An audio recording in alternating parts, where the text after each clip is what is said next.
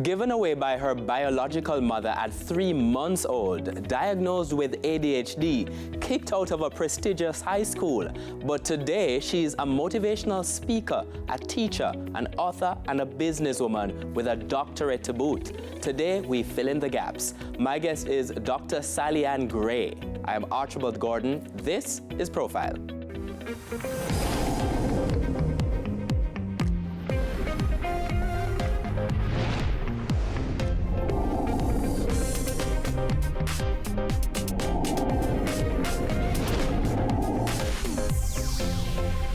Dr. SallyAnn Gray, welcome to Profile. Thank you for having me. And we are absolutely delighted. You have a wonderful story. Educator, yes. An author, yes. a businesswoman, an entrepreneur. Yes. And also fascinating because of the different kinds of challenges that you overcame. So overcame early challenges, including attention deficit hyperactivity disorder. Yes. People know it as ADHD.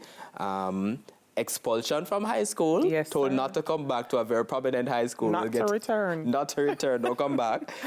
But you would return to that school as an educator. I sure would. And do really, really well. Also headed overseas. And some of the work that we're talking about now, the work as an author, yes. Also forming your own business, occurring overseas. And congratulations, by the way, in the last year, academically, yes. Becoming Dr. Gray, yes. As well. First of all, how does that feel?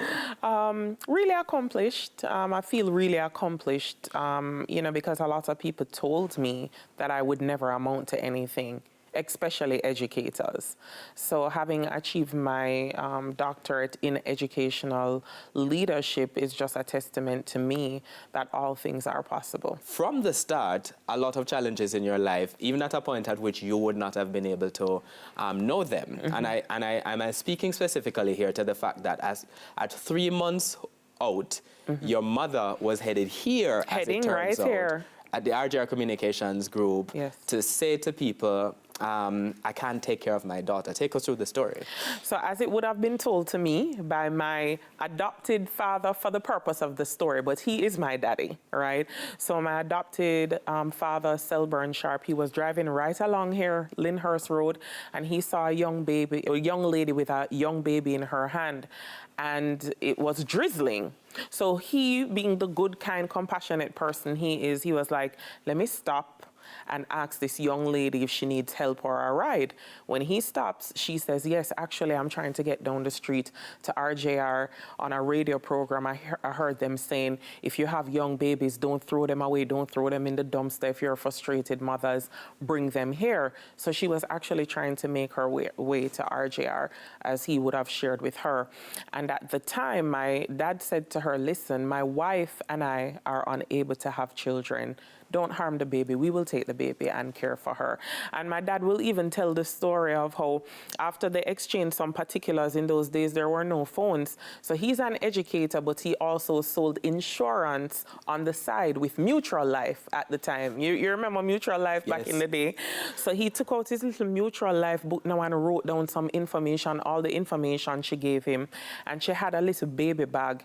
It had my birth paper from the Kingston Public Hospital, and it had some few clothing items to include a little knitted sweater. And my parents kept that knitted sweater for me up to this day, So, and then once she left, he placed me in the front passenger seat and then barricaded me in with the bag, because remember, he was driving about his business.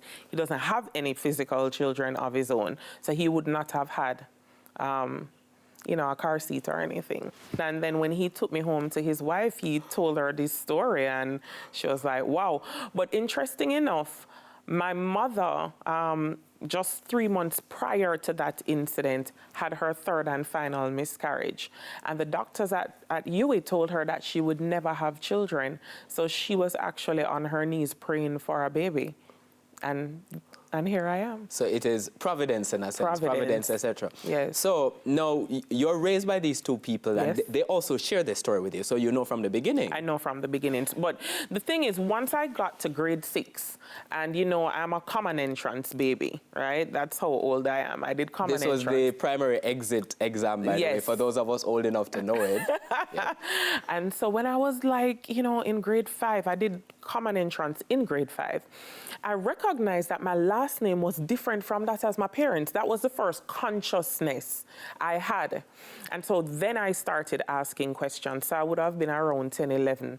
And it was over the series of about 3 years from, you know, 11, 12, 13 that they revealed bits and pieces. And so I don't believe that their intention was ever to hide it, but, you know, right time, right place. And we just want to make sure that, you know, well, I think they wanted to make sure that it wasn't going to impact my development. And they were treating you, it was no different. You were their child. They were treating you with love. Oh, gosh. So fast forward to St. Andre High School for girls. So that's my alma mater. And when I started sharing my story about 5 years ago, I literally had friends from Andrews messaging me like, Sally, Sharpie, I know your real father? Like, because his last name is Sharp. You know, our parents' last name is Sharp. My last name was Sellers prior to being married. And so they were like, you know, that's his name. And they're like, Sharpie's not your real father. And the reason why it was shocking for so many people is because never could you ever detect that I was not a biological child. I mean, the trauma I faced in my teenage years had nothing to do with their level of care for me. It was just coming face to face with my own fate and understanding, you know, wow, my mother gave me away, and I think it did a number on me. And that's why I talk about mindset so much, because I don't think people understand how childhood trauma, you know, even through a seemingly normal childhood, can impact the way you move, the way you think, and the way you do things once you graduate into adulthood. And I had to go to therapy. I went to therapy.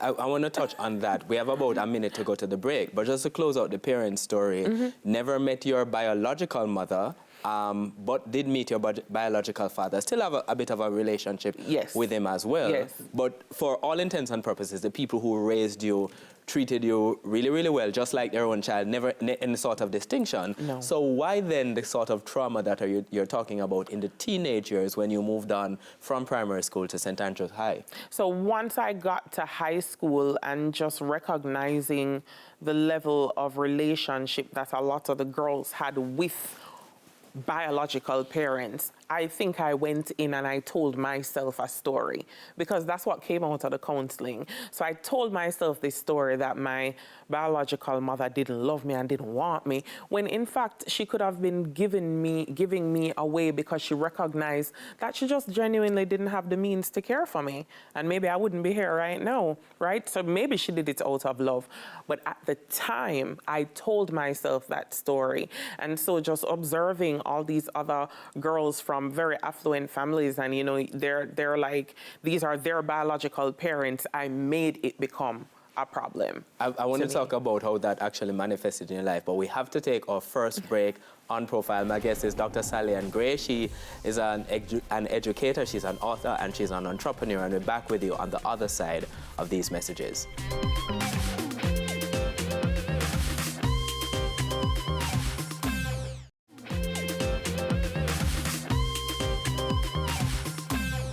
Welcome back to Profile. My guest, she's an educator, she's an author, and she's an entrepreneur. And so far, we've been talking about just your growing up. And at this point in the story, we're at St. Andrews High School for girls. Yes, we are. And you're talking about the fact that you had this sort of story that you were telling yourself about your upbringing, about what happened, not your upbringing, about what happened in relation to your biological mother and how that was affecting you in high school. How was it affecting you in high school? You know, one of the things that really bothered me about it was that she gave me away to a man, not even a female. And I kept saying, well, what if he wasn't this type of person? You know, what could have happened to me? And I kind of tried to put myself in this place of self-pity and just wallowing in that space. And I think it caused me to engage in a lot of attention-seeking behaviors. Like what?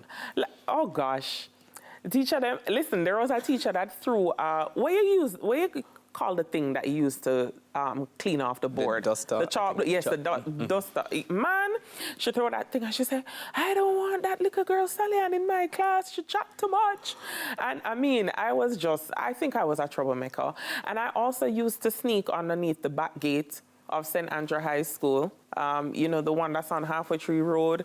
I mean, I would try to sneak out of school. It was just a lot. So much so that even though you were advancing in school, by the time you got to lower six and you were to go to upper six, St. Andrew High said, they were like, this find somewhere else to go to school.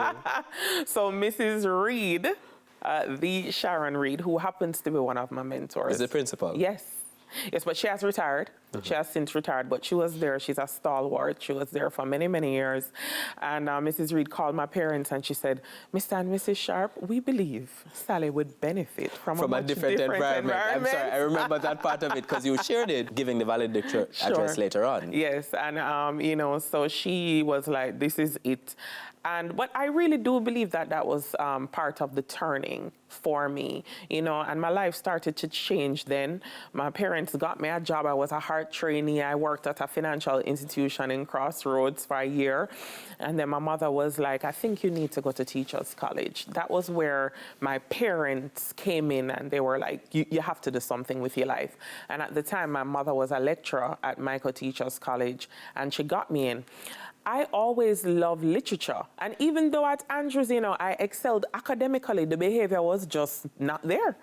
And so I wanted to become an English teacher. And my mom said, "Why you don't try special education since, you know, you've always been the child that nobody understands? Maybe you can create impact." You know, my parents have always been very purpose-driven and focused on, you know, raising my sisters and I, because they adopted two other girls, twin girls. They were 6 years older than me, and we were all raised in the same household as sisters. So, you know, they've always been very purpose-focused. And I got into Teachers College, and that was where the turning started taking place for me. I went to therapy. I went to Family Life Ministries right across the street from St. Andrew High School, and got my healing, talked through the little trauma and got myself together. I always tell people, if you know that there is something happening internally, seek the help and get the help that you need so you can get yourself all the way together. So much so that you would get an opportunity to go back to St. Andrew High School as a teacher. As a teacher. So listen, I graduate from Teachers College now, and I'm there. It's like about June, you know, I'm just done the 3 years. At the time, it was a diploma in teaching. And I'm at Lee's Food Fair, not the pharmacy, the supermarket yes, on Red Hills Road. And I see one of my teachers. Now, this teacher actually really liked me, right? And she was like, SallyAnn, tell us, what you doing with yourself now?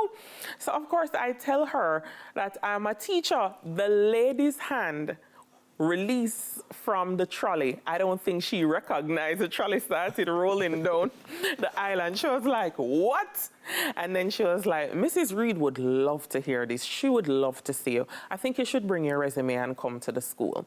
And I did. I went, I met with Mrs. Reed. She hired me on the spot. I was the first special education teacher at St. Andrew High. Full circle moment. Full circle moment. God is good. How did it feel? I mean, it felt really good. I mean, you know, oh gosh, God is good. That's the most I can say, but it really, really felt good to have that approval, I would say. I think all of us, somewhere along the line, we seek approval from people, and to get that approval from the principal who kicked me out, it was some type of validation. And then I went on to just, work with her and did what I needed to do at the school. And it was her who came to me and she said to me about a year after being there, she said, "I think you need to go back and get your bachelor's," because at the time, now you can go to Teachers College and do 4 years and get the bachelor's, when back in my day you did 3 years and then you had to go back and do 2 additional years joint with UWI and the Teachers College to get your degree. And so I resigned, and then I went and I completed the course for an additional 2 years. And I got my bachelor's, and then that was when my first opportunity to teach overseas. Things are going well. Yes. So why pick up and leave? Why pick up and leave? Well, I will definitely say this. I am born Jamaican, bred Jamaican, but some way, somehow, I always felt like my destiny was more global, like I was going to be a Jamaican who had global impact. I just always felt that inside. And so when this opportunity presented itself to become a special education teacher, first I went to North Carolina because now I'm currently living overseas, but this is my third time migrating. So that first opportunity, and I taught in that school for 3 years on a visa, and then I did my master's degree at that time. And I was also promoted to being head of the special ed department.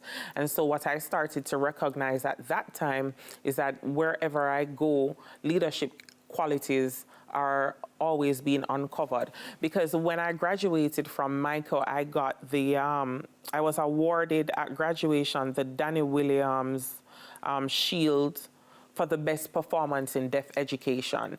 So when you do special education, you can do it in a number of areas. Okay. And my major was deaf education, sign language. I did my teaching practice at Danny Williams School for the Deaf, and it was a wonderful time. I love working with the deaf community. Though I haven't worked with them in a while, but I do. It's something that I love. I want to delve into the challenges of having to do this overseas. Yes. Because it's a different environment overall. But we have to take our second break on Profile. My guest is Dr. SallyAnn Gray, and we're back with you on the other side of these messages.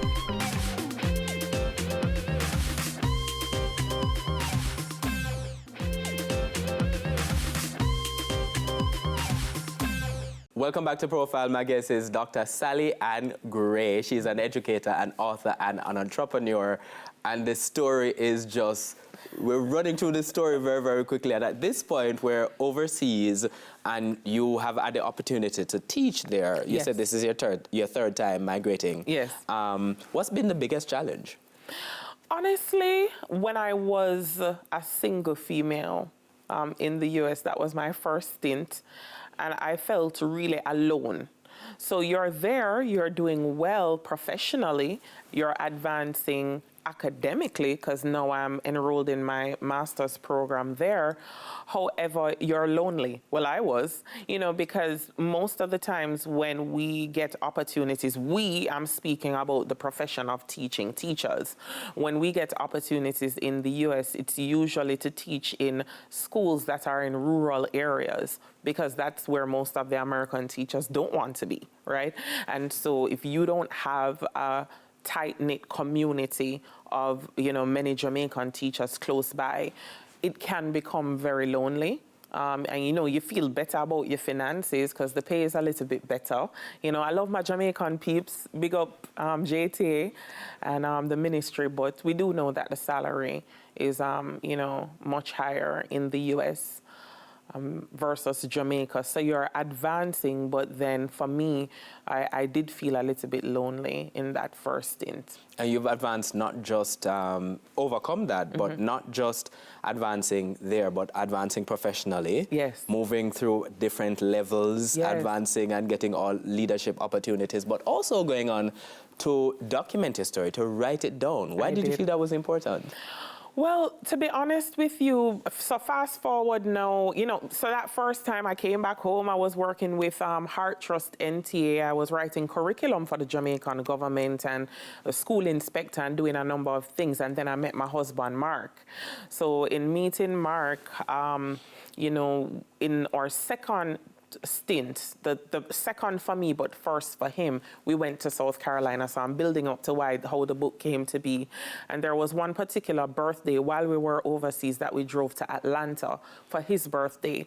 And we decided, instead of doing, the normal, we wanted to go and do like a Martin Luther King tour.